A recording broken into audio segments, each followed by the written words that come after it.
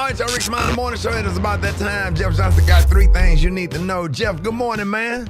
Good morning, Ricky. Good morning, everybody. Good to be with you. How you feeling? Man, happy to have you this morning. I feel great. Had a relaxed weekend, so I'm straight. How was yours?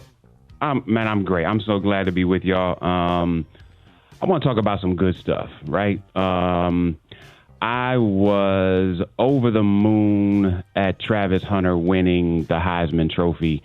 For those of you who don't know, this dude is just special. Travis Hunter plays for Coach Prime in Colorado. He is probably the only legitimate college football player that goes both ways at a major. Let me be clear about what that means. My fault. Who plays offense and defense, right? As a starter, and is All-American at both positions of wide receiver and cornerback. Has a 4.0 GPA. And yesterday, I thought gave just one of the most brilliant speeches this weekend, thanking everyone from his coaches to Lil Wayne, who he didn't know before his fiance introduced him to him.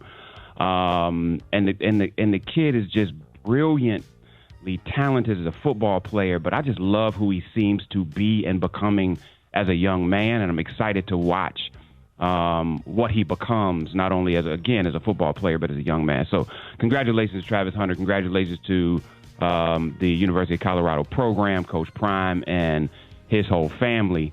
And I want to talk a little bit about history, Rick. Like, for those of us that are interested in our culture and our history, people talk about the Harlem Renaissance all the time, and probably the height of the Harlem Renaissance was 1925. 1925. And so we're talking about nearly 100 years ago.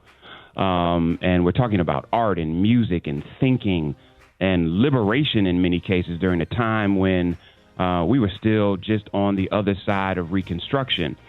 And I bring it up not only because it's a 100-year anniversary of the height of that Harlem Renaissance, which meant so much to the country, but in a week after we lost Nikki Giovanni, who I just thought was incredible. Born in 1943, passed last week, December 9th. She was a poet, she was a writer, she was a commentator, she was an activist, an educator, just a thinker. And losing her is again like this representation of this generation of brilliance that is passing on. Some of which I think we're able to recreate, a lot of which we're not. She wrote this really, my favorite Nikki Giovanni piece was a piece called Resignation.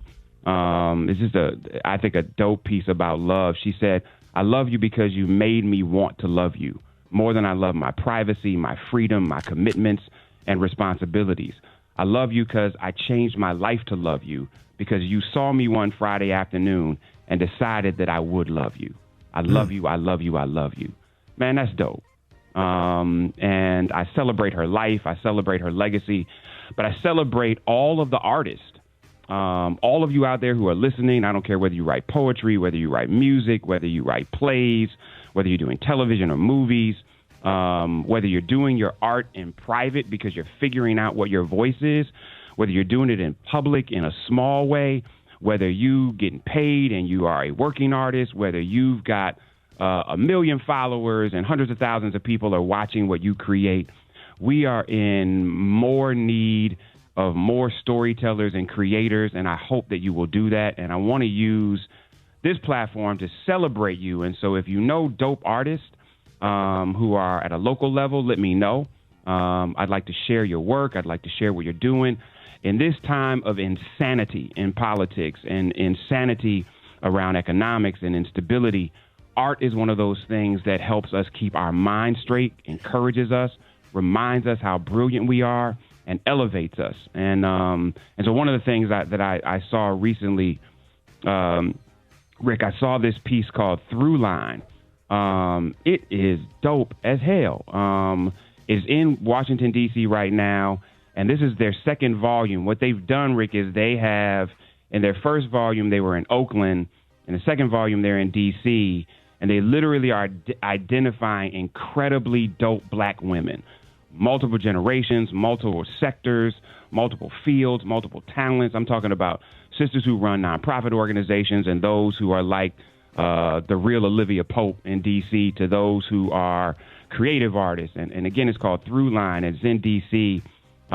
Please check it out if you have a chance. You can go to my IG and look on my story, or go to throughline.art to check them out. It is incredible, Rick. I'm talking about, I was blown away, especially in this moment where people are still recovering from the onslaught on Kamala Harris, of Right.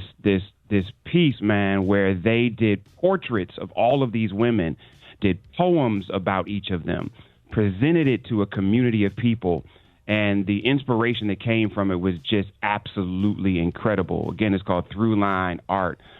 So let me know, y'all. I want to celebrate artists that are doing incredible things in storytelling. In 2025, man, we got to tell our own stories. We have to be clear about our own narrative. We can't fall for anybody's okey doke, and whether that's political or economic or educational doesn't matter.